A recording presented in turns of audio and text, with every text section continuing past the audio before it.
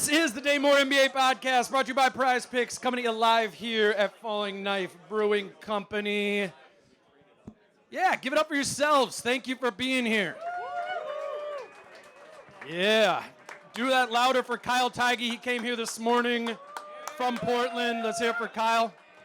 Yeah, oh, that wasn't very good, Kyle. How about for the OG? The OG, Britt Robson. Let's hear it for Britt. All right, our plan here today is we got a fourth microphone here. We've already done like 4 episodes previewing this series, so I have no new topics. So I'm looking for you to ask us questions, and we're gonna get into this here. But line up, grab one if you have it. But I just want to start by one thing for each of you guys from this series that you think is a bigger factor than has maybe been talked about thus far. Britt, you want to go first? Sure. I don't know if I frankly don't know what's been talked about, what hasn't been talked about, but I think that checks out. The fact that this team has been so immature in the first quarter over the last 10 games, I think is crucial to remedy. I think that the Wolves were 29th in net rating in the first quarter over the last 10 games, in the bottom 3, last 8 games, last 5 games. Last 5 games, they gave up 143 points per 100 possessions in the first quarter. Nadir of that was obviously Phoenix. So Phoenix is going to come in confident. I think it couldn't be a better situation in some ways for the Wolves because they've shown their worst to Phoenix. And Phoenix has got to think that they have their number right now. And therefore, I think the first 12 minutes are going to be extremely important. And hopefully with a week off, maturity-wise, they've done well against bad teams compared to last year, and they've reduced their technicals a little bit. Ant still has a tendency to lose it, but overall they've been better. So the last thing in the maturity thing needs to be not having a shoddy first quarter as you get into the game. Get into the game on the second the tip happens. So that would be my take. I like it. Kyle? For the first time doing podcasts, I'd like to talk about Jaden McDaniels for a second. I just think of all the X factors, he's the best perimeter defender in the series, but how much can you play him? Like, he's shooting a career low from 3. He's had nights where, weeks where he goes 0 for 20 from 3. Like, you need him to give you at least a floor of offense, right? Like a couple made threes. As Ant trusts the ball or, trusts the pass in that triangle you've been talking about, and he kicks it to Jaden, like, is Jaden going to be able to hit those threes? And if he's not, how much can you play him? Because you're going to have to, we've been talking about this, you've been talking about this, do you have to have better defense or better offense to beat the Suns? I know the defense will travel, but you're going to have to score points. Right. And Jaden's going to have to be part of that. Ant's going to score, Carl's going to score, but Jaden McDaniels, if he has, double-digit scoring in every game, I will like their chances of winning that game. No, I like that. I think for me, it's to make the defense travel, a lot has to do with Finch, and how he decides to handle the way in which they're going to match up with this. I think he has a ton to navigate from an opponent standpoint of what Phoenix presents, and then also just the way his team naturally matches up with that isn't ideal. I mean, we've been hearing it's a bad matchup, obviously, given the regular season games. I don't know if that's necessarily true, but what I do think is true is the way the starters from both teams match up with each other is not an ideal, lineup for the Wolves. So that's on Finch. And the good news is they have the depth and they have the other options that they can go to be able to, accommodate. But I think like a lot of people are talking about, like a legacy whatever series for Cat. I think we learn a lot about Finch here, who's had a terrific season.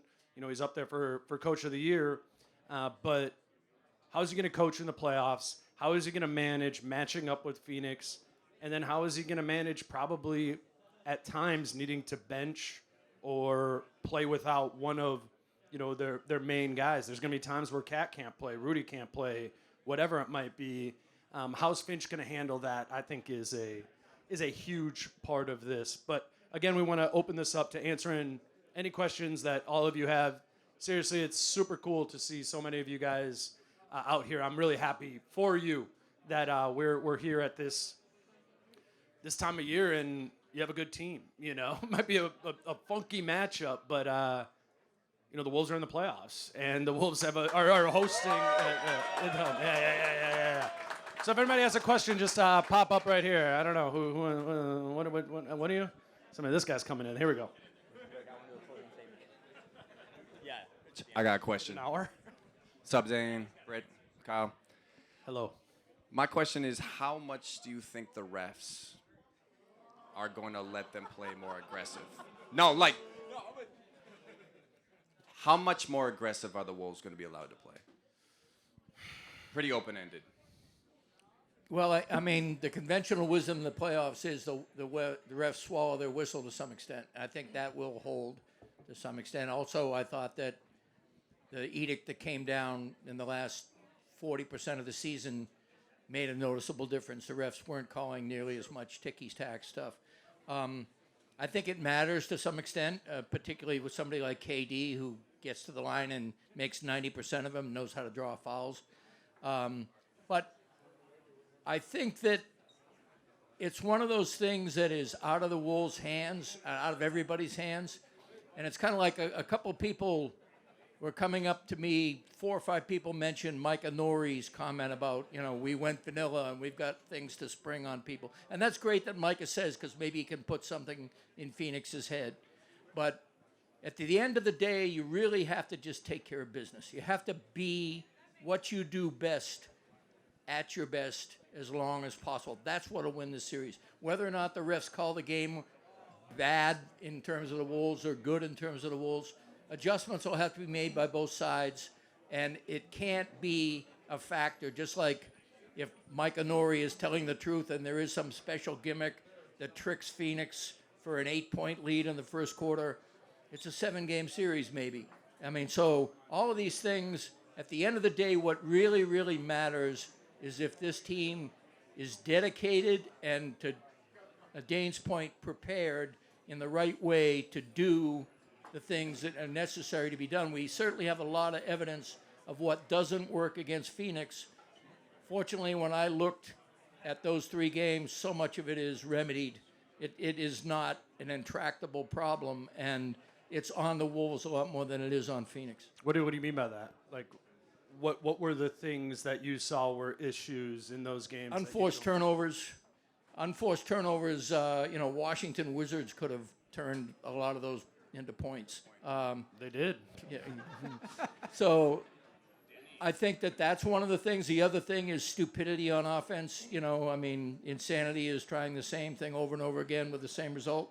Well, that's what happened against Phoenix's defense.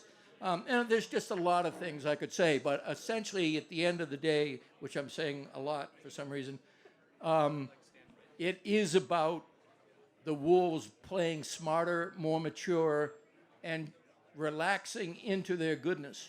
And I don't see why that can't happen. I'm probably older than most people think, so this is not a flex, but I just bought my first house. Tight. And the reason I say that is because I don't know if you guys follow interest rates, but they fucking suck. So, but I can't control that. So to the question, which was a great question, it's like, don't worry about the interest rates, right? Like, don't worry about Scott Foster or anyone. Just like play your game. If you get good calls, there'll be, you know, peaks and valleys on both sides. As Bradley Beal says, follow his ass all the time. But that immaturity is going to focus on that. It's a great question, but don't worry about that shit. You can't control interest rates. Buy your house, play your game, do that shit, and the rest will work itself out. Yeah, I think it goes both ways, too. Like,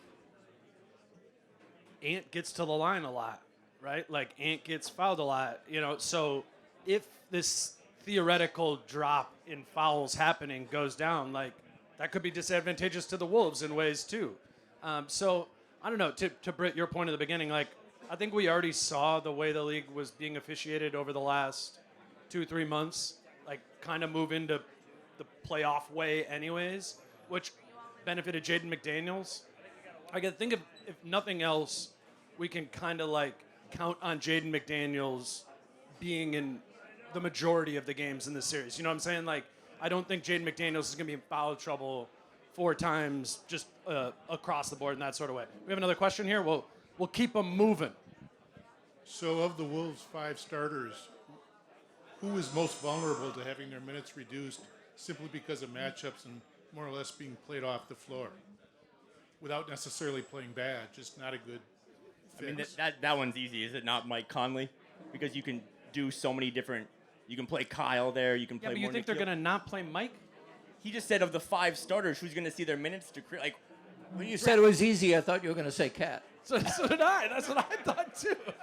I mean, if Mike Conley has a good series, their probability of winning it just skyrockets. But I just think there are a lot of other options you can play alongside Ant.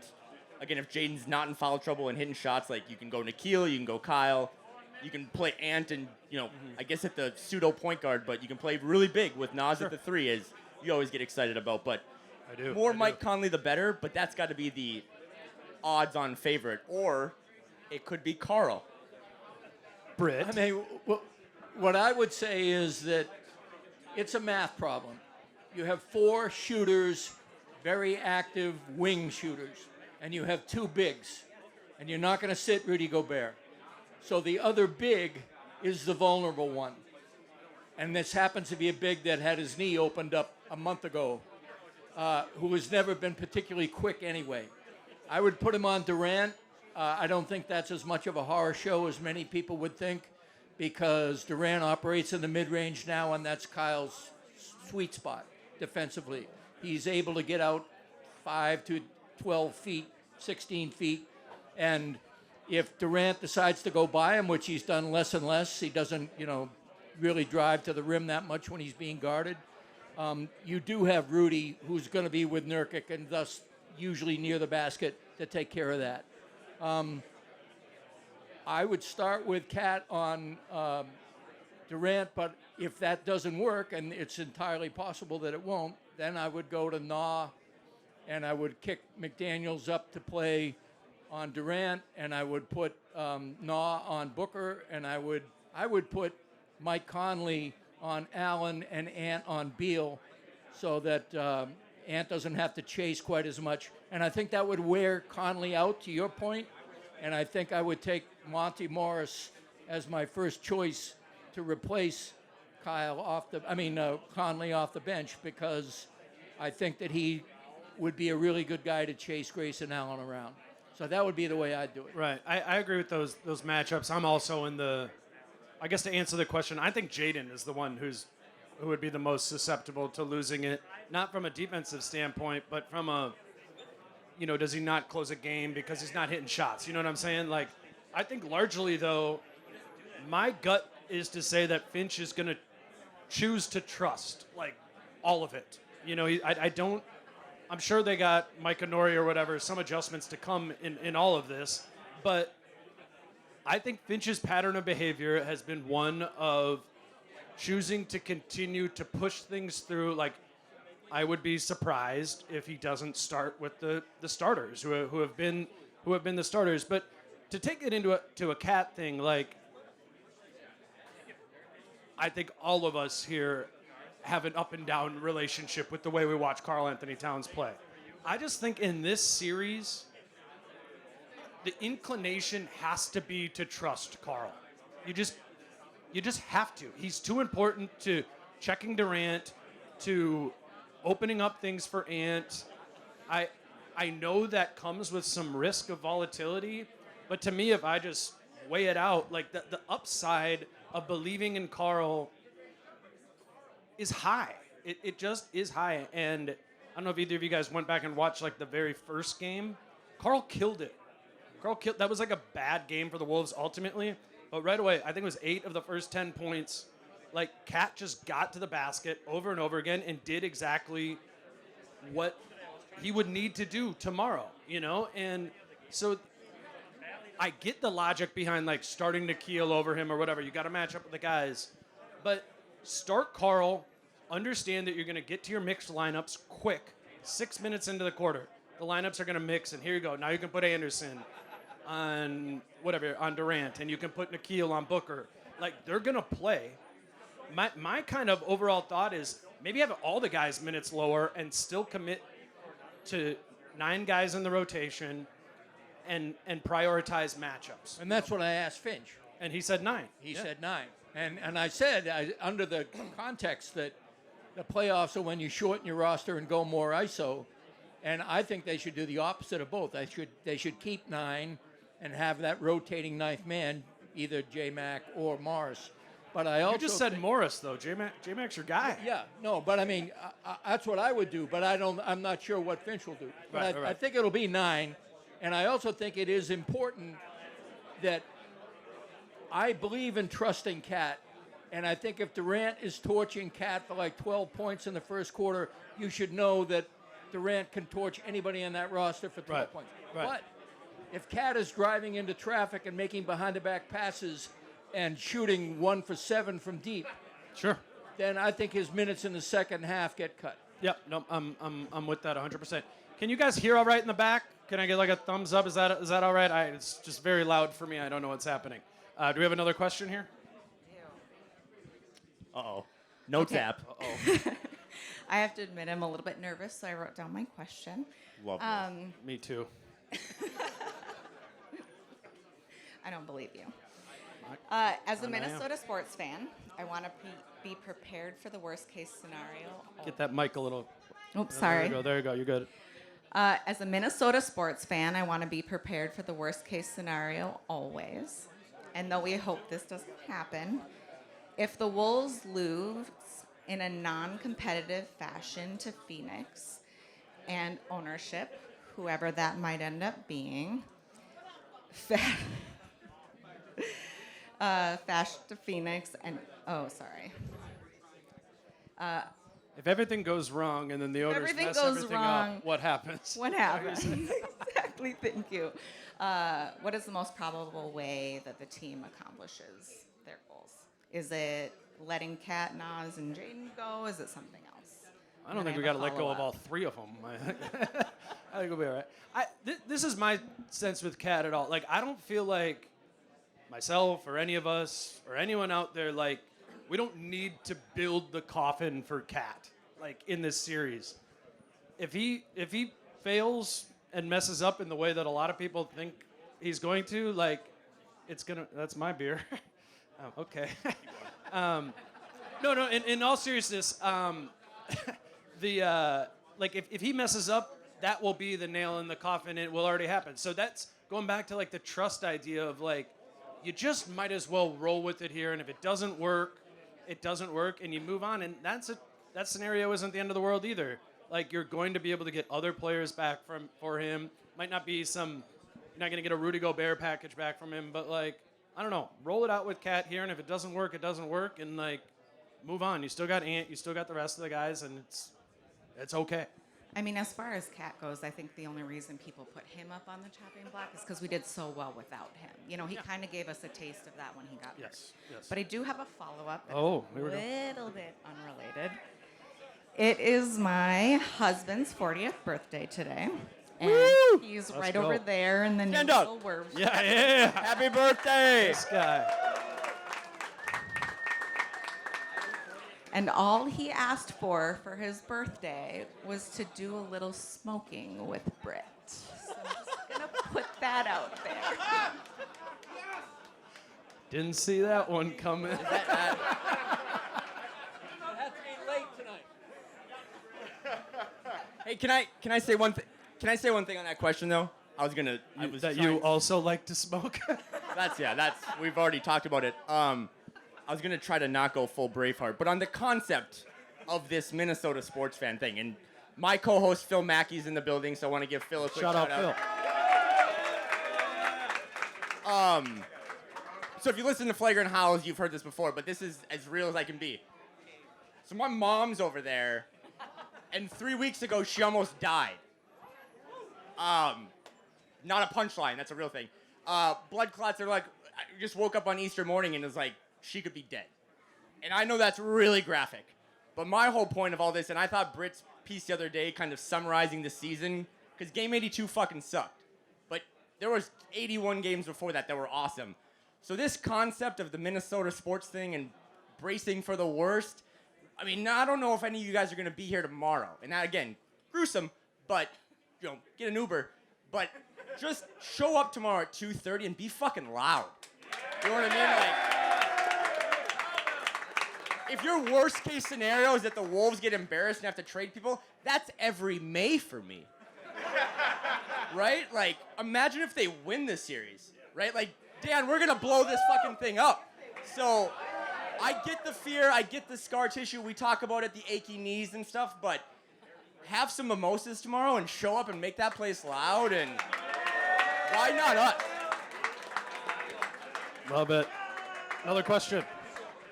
All right, Kyle, first of all, congratulations on the streak of Random Wolf of the Week. It's really great to see.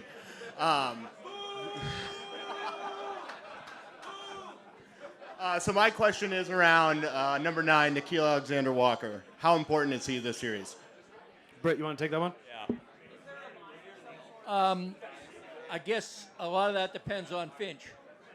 Worst case scenario, he is very important. Best case scenario, he's getting 32 minutes a night and being talked about as one of the greatest steals in Timberwolves history. I think that his confidence, he's got a three-point shot that I never think is going in. I mean, it is got the craziest dynamics. Usually you want to see the ball go into the net. He is basically trusting, obviously, literally trusting God up there to make that thing go in. But it goes in a feet lot. are backwards. Does this feet backwards? Yeah, it's if you ever get to a game early, like go get close to the court and watch just Nikhil's body. You're like, that doesn't work. And it works. It does work. So there's that. And then there's the fact that he negotiates screens on the perimeter as well as anybody in the NBA. The dude is not 100, 200. I mean, he's not 200 pounds, I don't think. He might be. It might be 205 or something. But he is blowing stuff up on the perimeter, guarding his men. He always is being passionate. The thing you love about, if you just watch him, you know what's happened on the play every time. The more comfortable he's gotten in his own skin, the more he's decided to just basically let the theater of the game play out in his body from play to play. And he's a joy to watch that way. But to your question, I said that if Cat falters, the man I want Nah on Booker, who, by the way, he is shut down.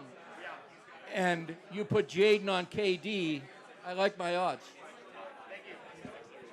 I think Nickeil and Britt, maybe you could back me up on this. I think the two most consistent Timberwolves players since I've covered the team and in my memory of the team are both on the team currently. Rudy Gobert and Nickeil Alexander-Walker, I think, are the two most night-to-night, consistent, bankable, maybe not the highest of ceilings, but like I kind of know what I'm going to get from both of them. And for Nickeil to be able to deliver that in a role that's like typically pretty volatile, I think that's super commendable. Another question. Forgive me if I'm asking something that has already been answered. It's been a little bit loud in here, which not the worst problem. But we have a lot of really capable two-way players on this roster. We've got, depending on the night, Jaden, Nah, Ant when he's really locked in. I mean, even Rudy has a really massive offensive, gravity to him. The question that I have is regarding Kyle Anderson, and I talked to Britt about this a little bit before the show, but is he kind of the man that we would leave out, right? If we have to cut down the rotation, do you leave Kyle out? Because his defense, really important, but, can he get to his spots? Can he get, his mid-range has been pretty good recently, but is that sustainable? Is that something that we're looking at, or is he such a black hole on offense that it almost negates the defense? I think you can cut out his minutes at the three, which have been plainly bad all year. I would be stunned if he's not an important part of this series. I think if you can think about it like in any lineup combination where you can use him and look at it and be like, okay, that's the center. So basically anytime he's next to Nas or Cat, I don't think there's really like any problem with that. We also know he's worked well with Gobert. The problem is once you slide him down to the three, I think particularly when Gobert is out there, that's when it gets wonky from a spacing perspective. I think like in the normal NBA series, like we would be like, oh, that guy's not gonna play. You know, like it would pop it in on this Heat game that's on the screen right now. I'd be like, oh, that guy can't shoot. He's not gonna play. We've seen how Finch treats Kyle Anderson for 2 years right now, and you're gonna like need to pry Kyle Anderson out of his dead hands. I just don't. I get the question, and I was talking to some people here before too, where it's like, there in every Kyle Anderson conversation, there's this one person who's like, he sucks, and then there's the other person who's like, you don't understand his defense. You know, like it's somewhere in between that. You know, and I think Finch kind of lands on the latter side of it. So I'd be surprised if Anderson isn't part of it. You're on the other side. No, this is like the least analytical thing ever, but it's not if he makes shots, it's if he just takes shots, right? Like when the Finch style of basketball is at its highest and he catches the ball in the corner, you just got to let it rip. Yeah, I don't care what his percentages are. If that's how the offense is flowing and you get the ball and an opportunity to take a shot, you got to do it. So if he's aggressive like he's been since the trade deadline, I'm not as concerned if it's going in or not, because again, his defense is elite, but he has to continue to be somewhat of a threat on offense. But I would imagine, like you said, I've joked all the time that when things go wrong, Finch just tells Kyle to go in. He doesn't even tell him who to go in for. He's just go in and figure it out. And he's one of his favorite players. So I would imagine he's very much part of Britt's 9 to start with, but his offense will probably decide if he stays on the court. Well, you are correct in saying that Finch is a coach that works on trust. And I think the question is whether or not Chris Finch will personally dig into his pocket and pay the luxury tax to make sure that Kyle Anderson is here next year. I don't think a question of whether or not he's going to be left out of the starting 9 is there. I think that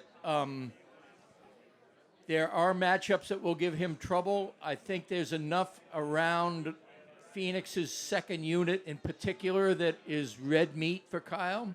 And I think that I get as aggravated as anybody when he positions himself as he should be in the corner behind the arc and gets the ball wide open and doesn't take it. I get even more pissed off when he's right on the low block with nobody guarding him and gets the ball and doesn't want to turn around and throw it in. He needs to create his own shot. I don't know why. It didn't happen last year. It has happened this year. Chris Finch doesn't care. Chris Finch is going to play him, expect between 18 and 25 minutes from him in this series. And I would say that he'll have a bad game and he'll have a really good game. He can create his own shot. I agree he does it too much, but there are a few players on the team who can. And I think in the mixed lineups, there's actual value in that. Another question here? So, with our team being very big and with 2 bigs on the court, there's probably going to be a matchup problem with Cat guarding a guard, Kevin Durant, Grayson Allen, whoever. Do you think there's any value in us running zone? I know I don't have the numbers from cleaning the glass, but I know we're probably not a big zone team like a team like the Heat has been. But do you think there's any value in us going zone? You can mix it in. I mean, I just think it's always the question of, like, they always do that against teams or lineups that have multiple non-shooters out there. So how often is that going to happen against Phoenix? You know, like, not against the starting group, but, you know, is it like when Eubanks is out there and, you know, maybe Royce O'Neal and you can convince yourself there? It's just, it's not like, again, I keep looking at this Heat, like, the Heat play zone in such a unique way that it isn't even really zone. Like, if you truly play zone in the NBA, that can always get broken by shooting, you know, and I would anticipate we see it at times. I feel like we're gonna be like, whoa, that worked for 4 minutes, or we're gonna be like, we're never gonna see it again. I don't think it's a consistent thing, if that makes sense. It's a great question, but when I think of zone, I think of Ant off ball just getting back cut to death. You know what I mean?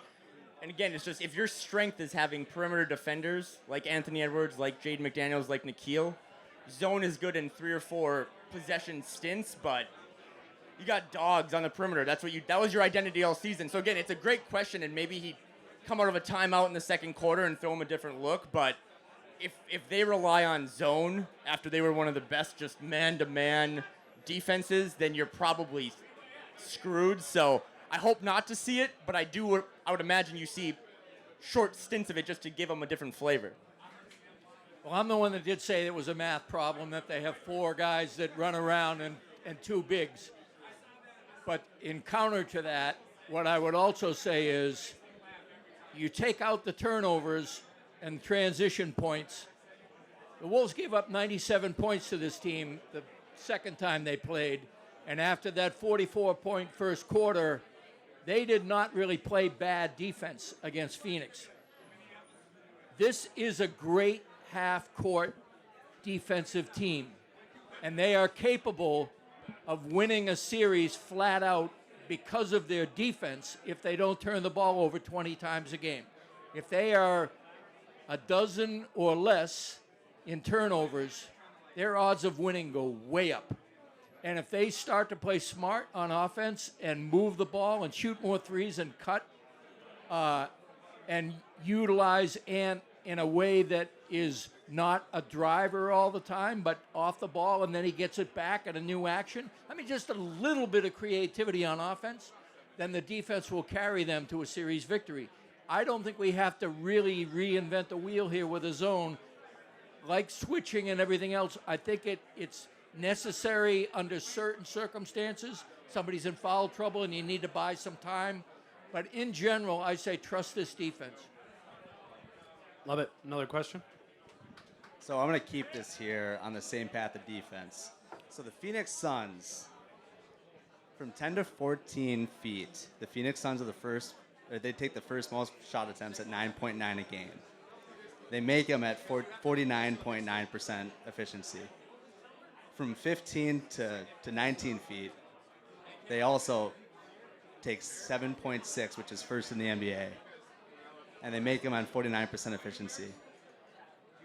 So how do we stop that mid-range game? What adjustments do we make?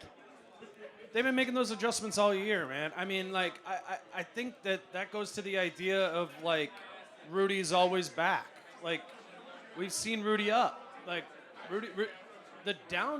it's not that Rudy can't play up. The downside is when Rudy's up, he's not back. You know what I'm saying? Like, I think they can take away the mid-range or contest it like he did against Kawhi Leonard, like he did it against a lot of the Clippers or other mid-range teams.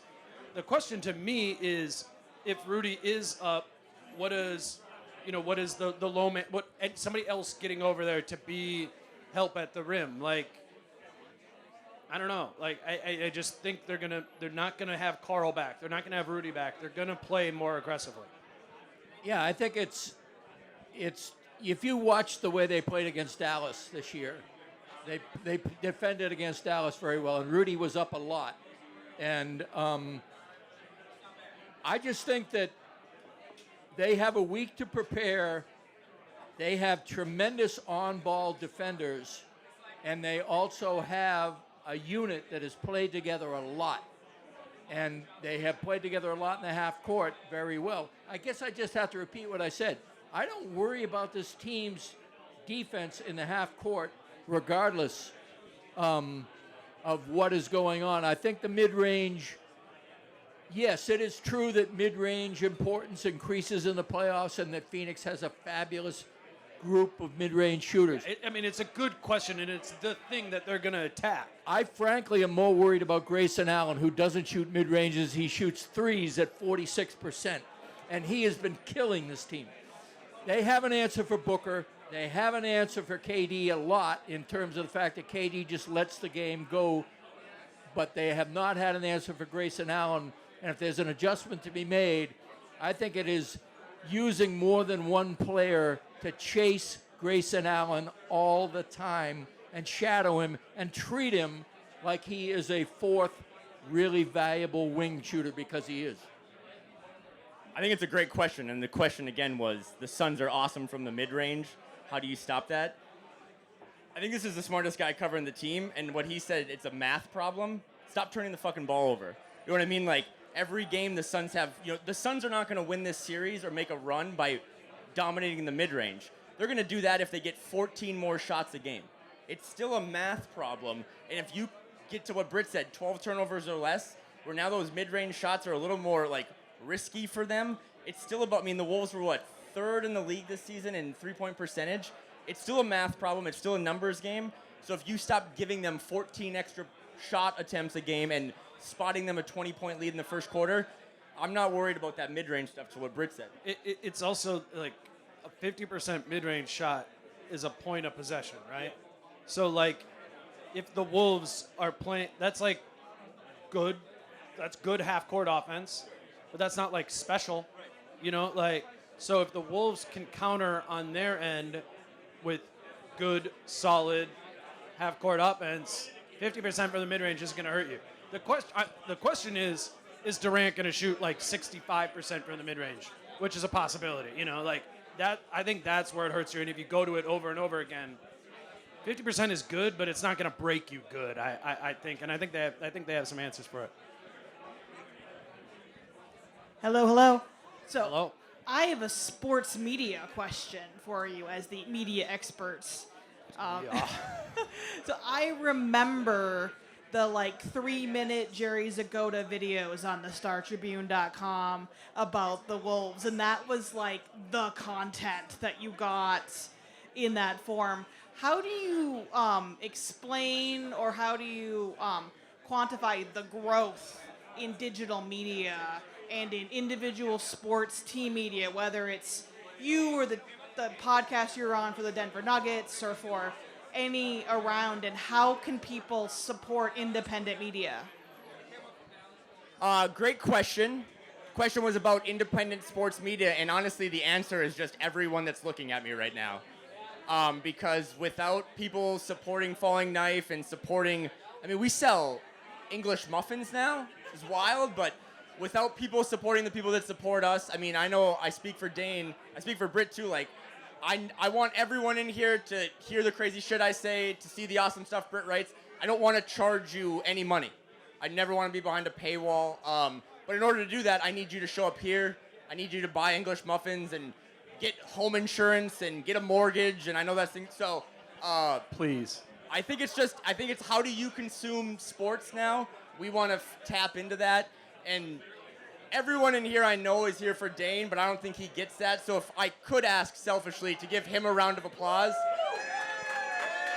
because he hates this and he's going to be mad at me, but he is really a pioneer in trying to get this. I mean, he's brought Britt and I along and helped Britt and I know I speak for Britt, but whatever you want in terms of your content is what Dane and I and Britt and Chris and Jace try to give you. So as long as you support Falling Knife and other I'm here for places, Kyle, we'll too. continue to do what we do, and we'll do it for free. So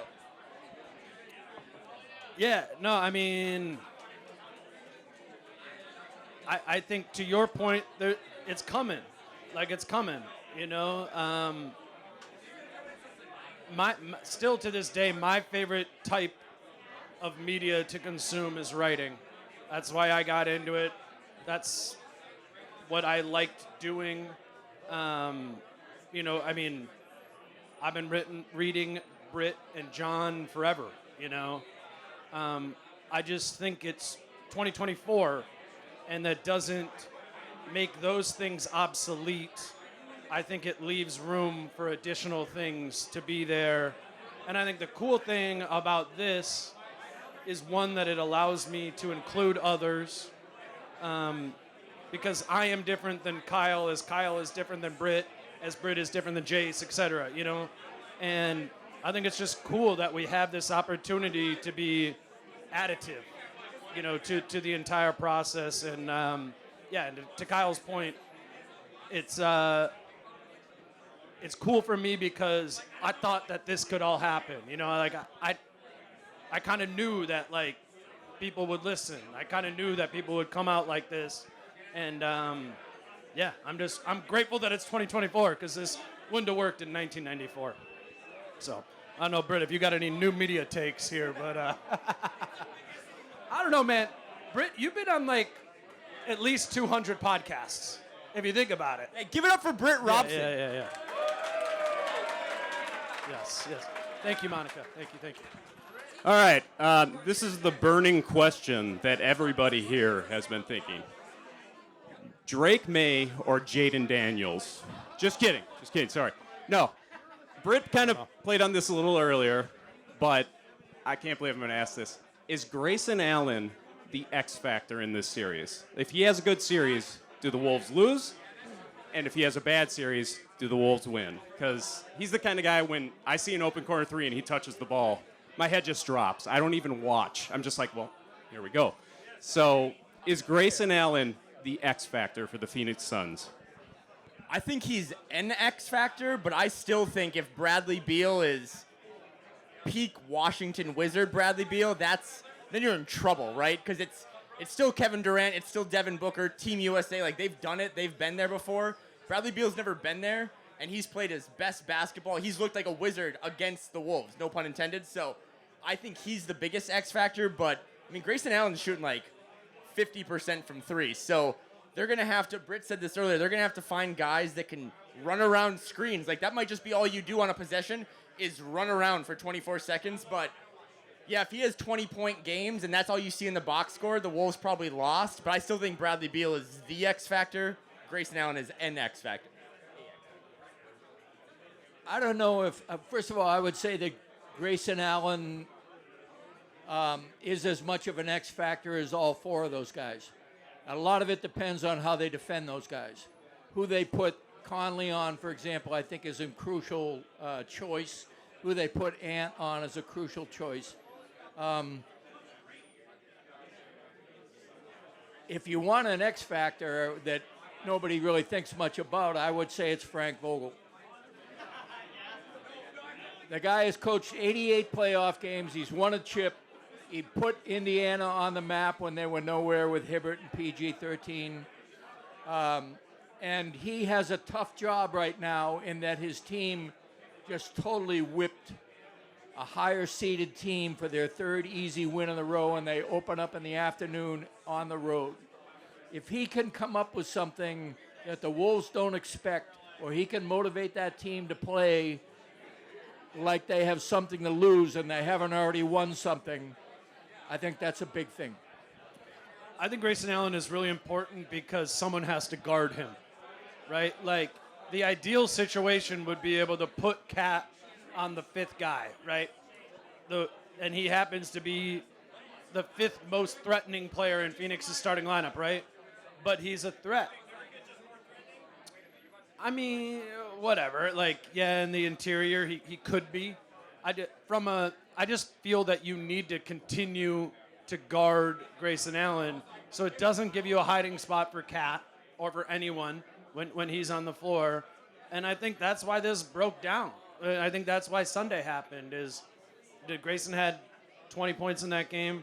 2 weeks ago when they played the Suns, Grayson Allen led them in scoring. Like, he gets like the white guy shooter label, but like he has more to his game than that too. Like, you can't just run him off the line. Like, he can get to the basket too. So also, I think he is conversely, really important. make him work on defense. You watch the film again, right? Like, he was fouling on every possession.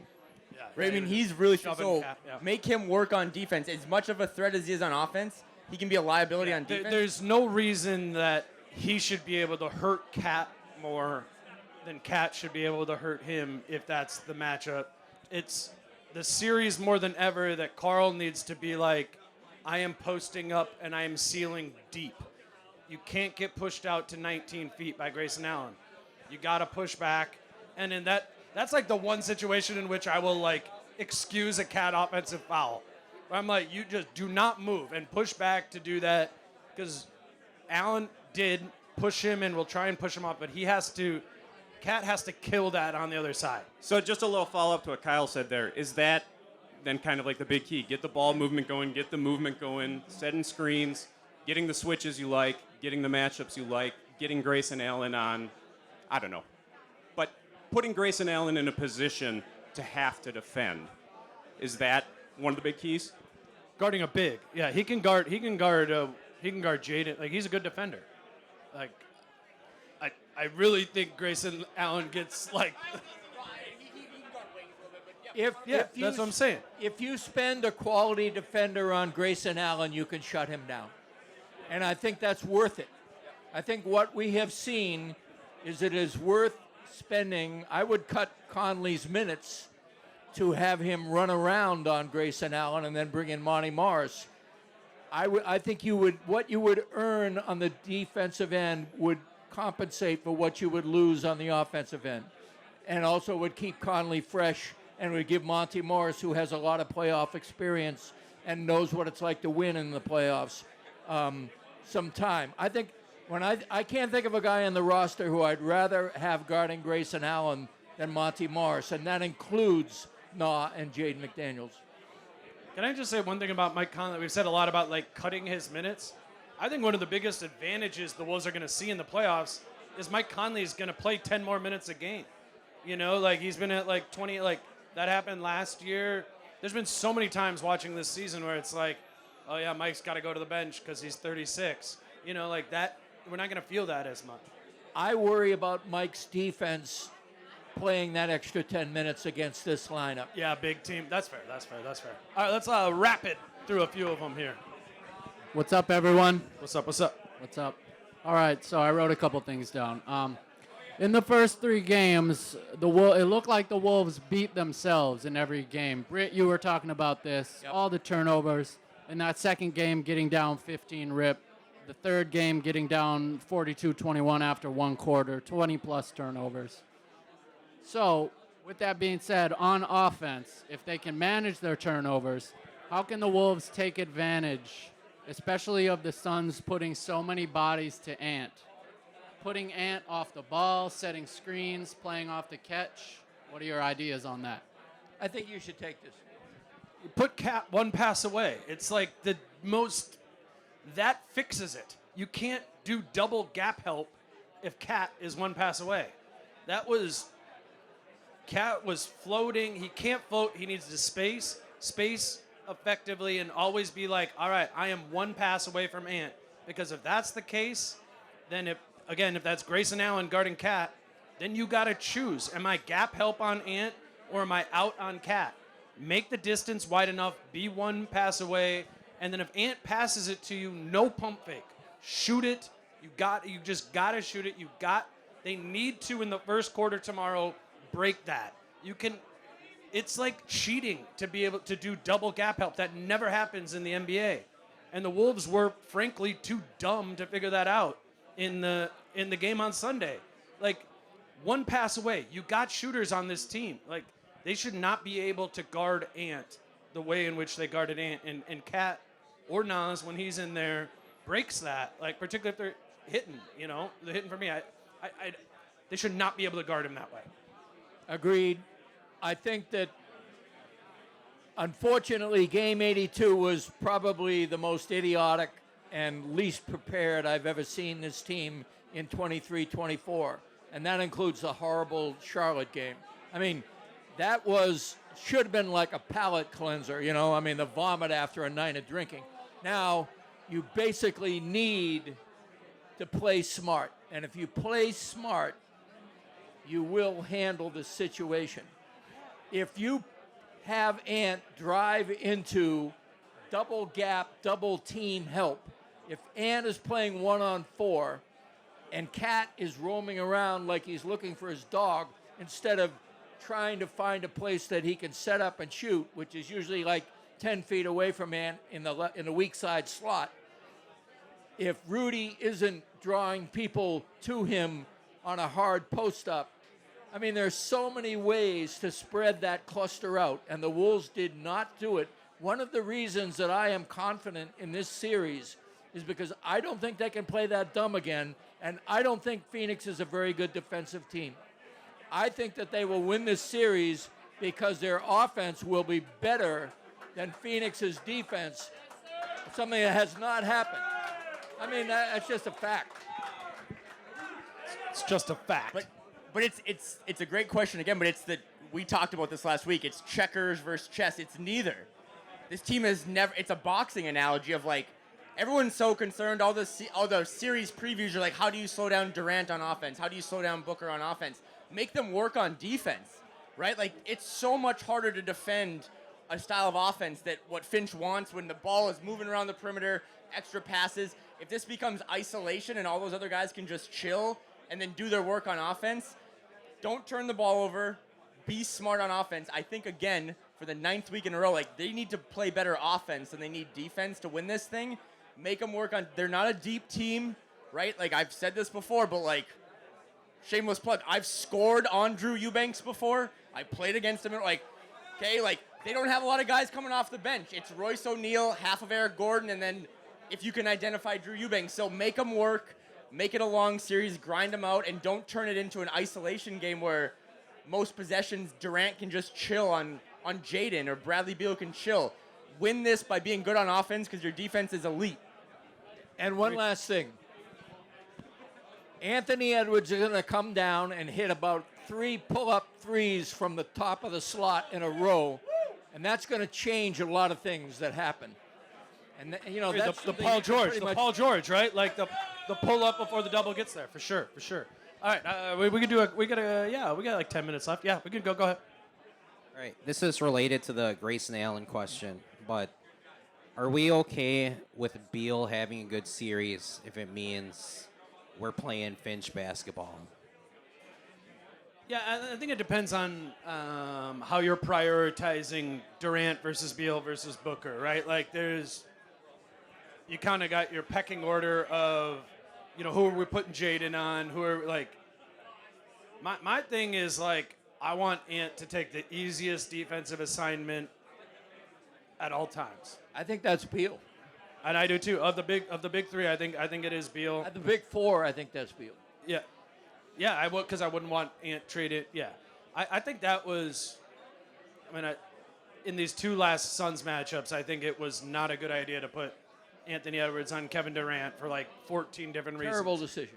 And I get why they went with it, because now the alternative is Cat, and that's, isn't intuitive. If he's not ready to guard Durant, then he should sit.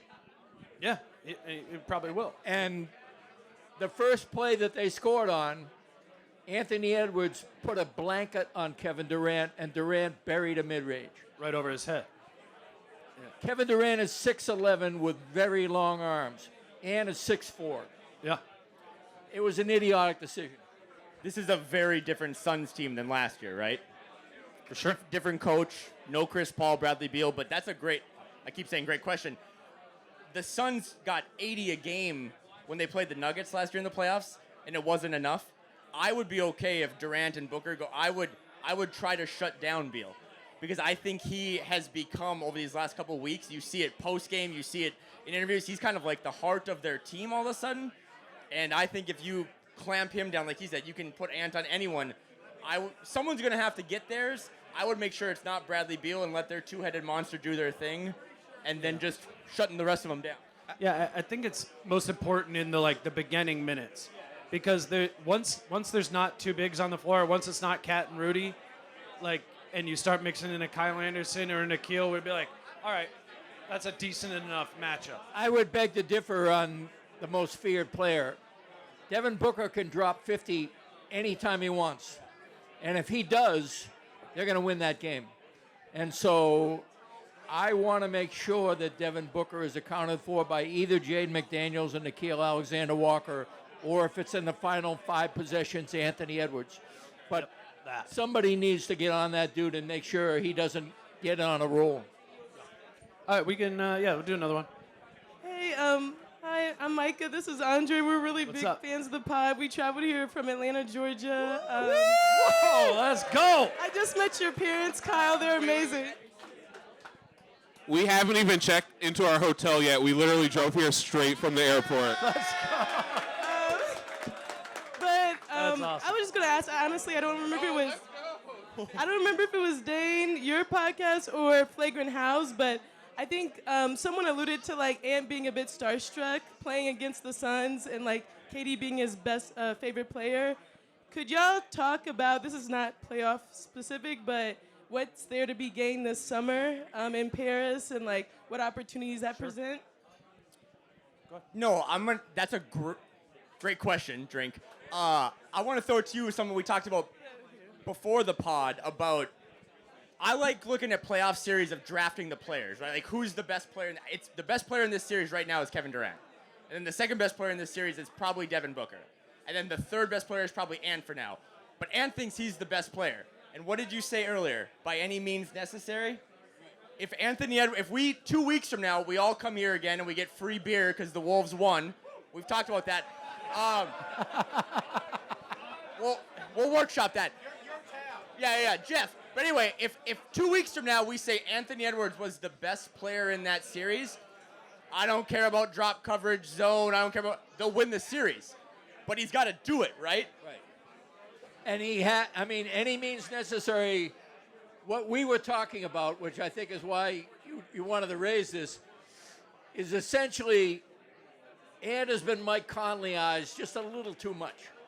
I mean, he really wants to get off the ball. He really wants to move things around. He seems dedicated to it. All I can hope for is that Micah Nori's vanilla comment is about the fact that Ant is really going to take the ball and shoot 25 times instead of 7 times. I'll take my chances if Ant is ready to play at 2:30 in the afternoon.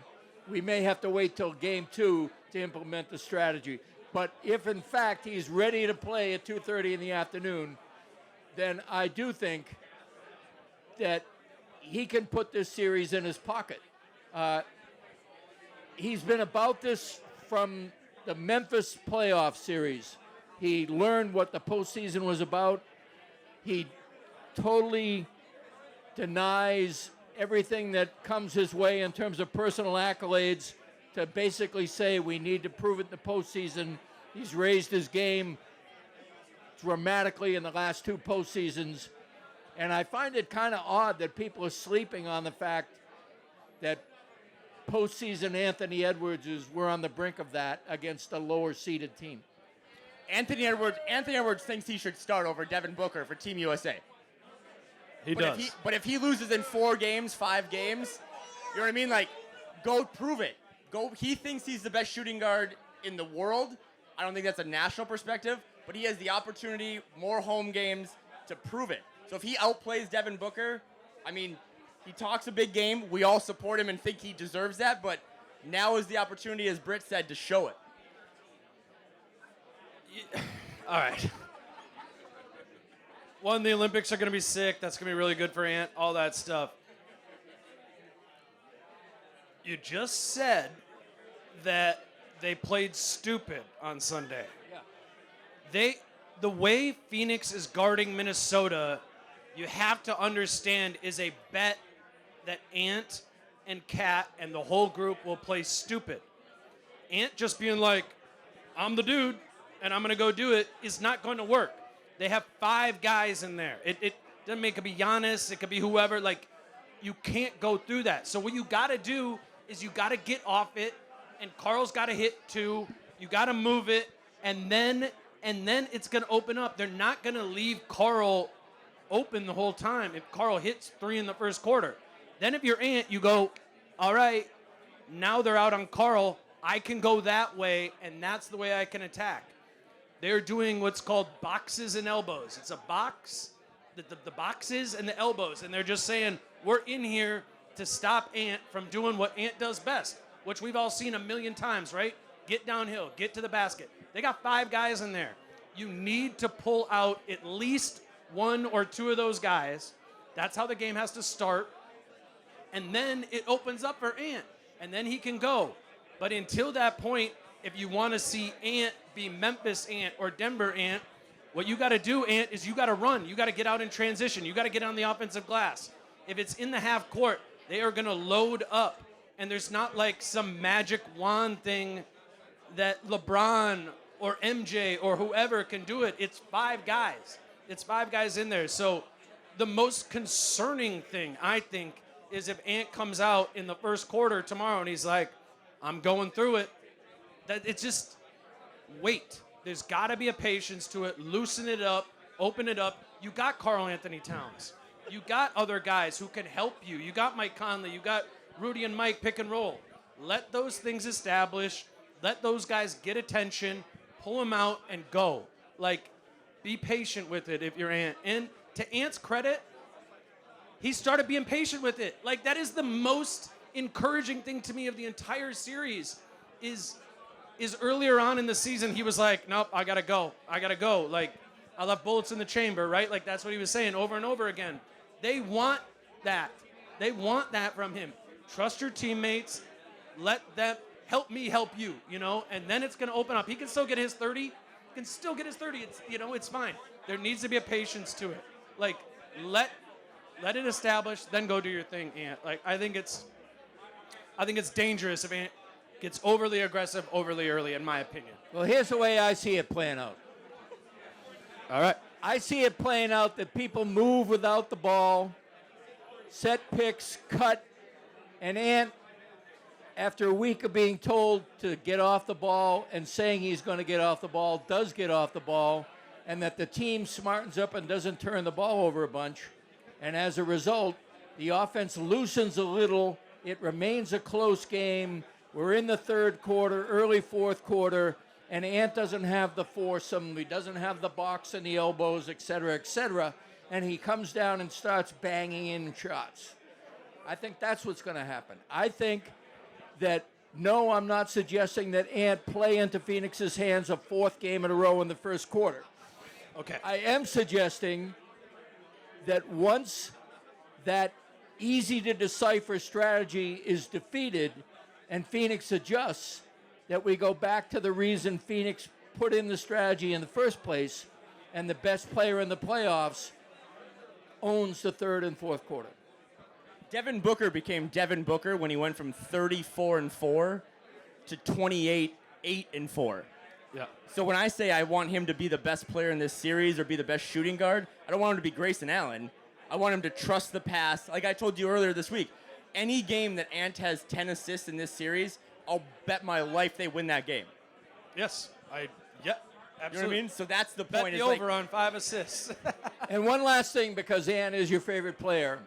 One of my favorite anecdotes this year, Ty Lue, who was the assistant coach on the USA team, said that there was some question about who was going to be the alpha on this team, and that Ant came in talking smack like one of the first days and said, I'm going to be the guy. And the reason he was the guy was because in inter-squad practices, he shut people down on ball defense. Ty Lue's called him Ty Lue, who coached LeBron for 8 years and has seen a lot of players, called him the best on-ball defender he's ever seen. So that doesn't mean he does it 100% of the time, because he doesn't. He does it about 11% of the time. But he's got it. He's got it in the bag. Yes. All right, I have a quick question. This is going to be a bit silly. Britt, we've been seeing a lot of music takes on your Twitter lately. When can we expect a spin-off podcast with you and your music reviews? You know, I've been toying with the idea of doing something where all my writing is in one place that allows me to write whenever I want to, and if that happens, you'll see a lot more music. Do you want to do like a closing something? One more. Yeah. Go for it. All right, thanks. Shirt in the house. And then we'll get to it. Yeah. All right, so this question is kind of inspired something Britt talked about this last week. And me and my wife were having a conversation as I was walking out the door, just reflecting upon the season. And we were just thinking, like, man, like so many good memories, moments from this season watching basketball together. So for each of you, it doesn't have to be a big deal. It's a softball kind of, like, what has been the most memorable thing? What is the thing you think of when you'll think about this past regular season, right? We still got, hopefully, more memories to come this season. Go ahead. When Jaden McDaniels flexed on the bench with the straightest of faces. He just kind of like this. No, I mean, there were so many highlights. And again, if you haven't checked out Britt's article yet at MinPost, it's like the perfect palate cleanser to end the regular season. I've talked about this with Phil all year, but like, decades of futility, as Glenn Taylor has called it. Like, we finally had something fun all year. We've talked basketball all year long. I thought you summed it all up, but you guys were in Indiana. When he hit his head on the ceiling, that was the coolest thing I've ever seen. So that was it for me, but I imagine you have something different. No, that was going to be mine. Britt and I were in Indiana, and I guess inside baseball, how it works, like, if you're in the media section, you got to, like, really, like, pack your stuff up and, like, sprint down to get to the press conference. And Ant literally makes the block at the buzzer. And I I was I was kind of pre-packed. Britt wasn't. So Ant makes the big block, and I'm like, what the hell was that? And Britt's scrambling to put all his stuff in his bag, and I was standing there. And a lot of people like called me out saying this was fake, but I was literally standing there in the Indiana, whatever, kind of the media section, but you're walking out with the fans, and this dad and his, I don't know, like 12-year-old kid was like, you just watched a legend win a basketball game. And I was like, oh shit, like, me too, you know? Like, it was that moment, you know, that moment will stick out, and I'm glad that we were in Indiana. I wasn't at the game in Utah, but I was like bummed I missed that too. Ant is obviously must-see TV or whatever, but it's we're really fortunate to, you know, get to interact with him every day and watch him play, you know, and it was a good reminder how special those moments are. Is like sometimes we get a little robotic within our jobs, you know, and I was like, oh yeah, that was special. So obviously the Indiana block stands out to me. Well, the thing about all-time highlights is they tend to get reduced to a single play. And what made Ant's block such an incredible highlight was he already was so much the player of the game. He was hitting crunch time jumper after crunch time jumper to put the team ahead, just on a roll, which is what makes me think that this is going to happen in the playoffs as well, quite frankly.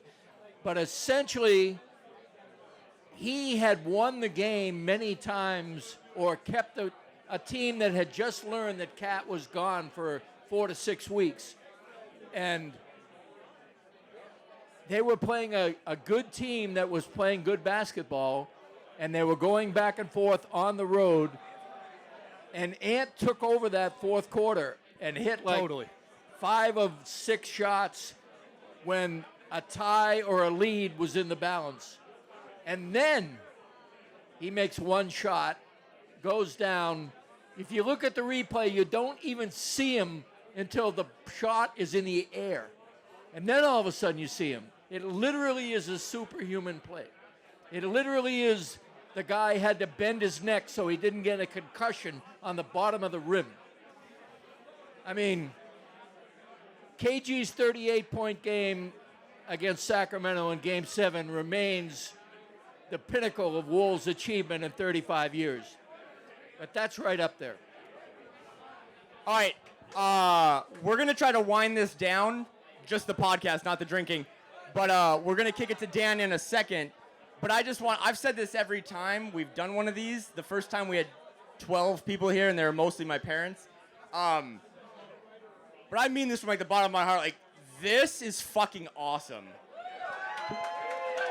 And we appreciate, I speak for Britt, I speak for Dane, all the support of the pod, of Min Post, of whatever I do with Phil. Thank you to everyone. Everyone in here deserves this way more than we deserve this. I hope everyone shows up tomorrow, whether you watch the game on Valley Sports, if you can find it on the app, or if you go to the game.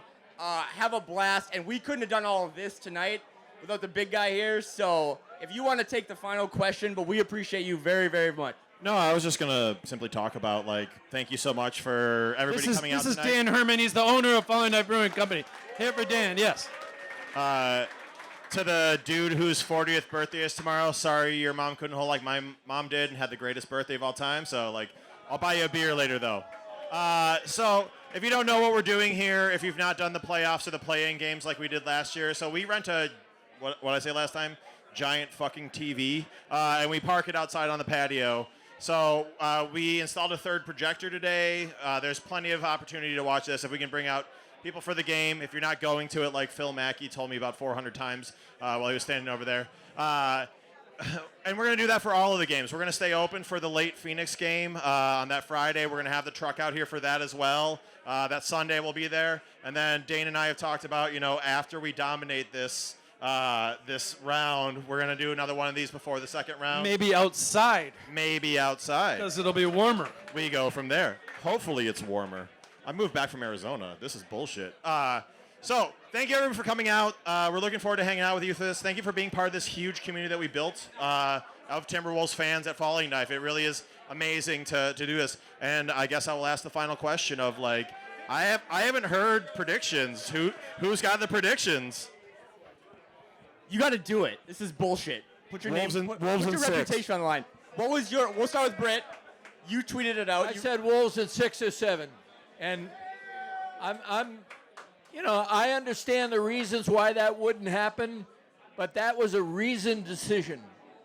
When I look at everything, I just don't see this team playing as badly as it's played in the previous 3 games, and I don't see Phoenix getting a free ride on defense the way they've gotten, and a free ride on offense the way they've gotten.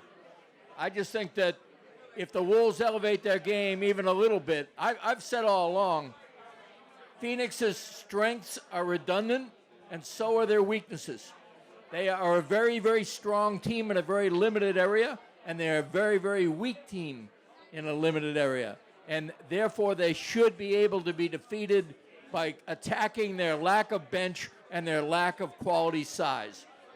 And so I say the Wolves in 6 or 7. Every time the Wolves did something good, and I tweeted, "We've come a long way, friends," everyone said, "Do it in the playoffs." So Phoenix being 3-0 against the Timberwolves, do it in the playoffs. Wolves in 6. Game 1 is the biggest game this team has had in 20 years. Got to show up, and Wolves in 6. Yeah, Kyle.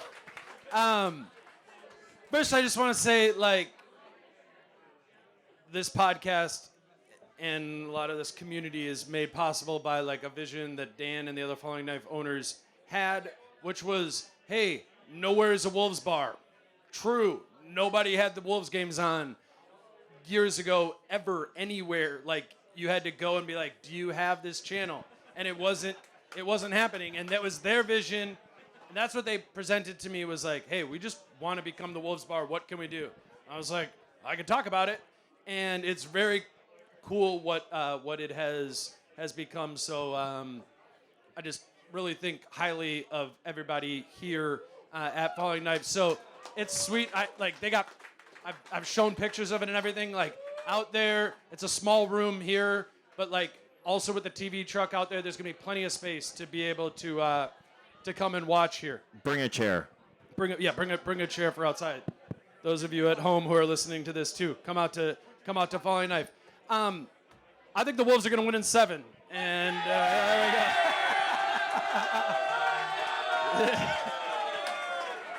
Thank you all for coming out here tonight. This is awesome. Means so much to me that you listen to us talk as much as we do. We're gonna stay here and hang out, and we love you.